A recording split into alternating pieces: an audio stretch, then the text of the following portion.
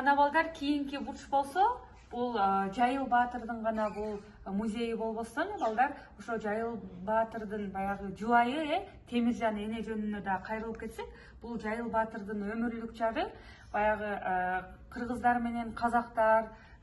салгылашкан мезгилдерде кыргыз элибизде айымдар дагы жоого бек туруп баягы эркекче кийинип, билесиңер эркектерибизге тең атабыл булар чачын түйүп баягы кийимдерин кийип алып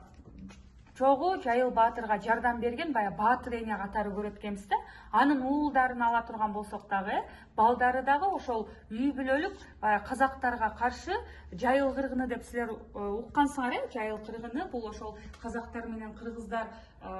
салгылашкан мезгилдерде Темиржан энебиз дагы бир жагынан Жайыл Баатырдын балдары дагы ошол душмандарга каршы чыккандыгын билет экенбиз. Ошондуктан бул Жайыл Баатыр атындагы музей деп эле аталбастан бул үй бүлөлүк музей деп дагы койсок жаңылышпайт экенбиз.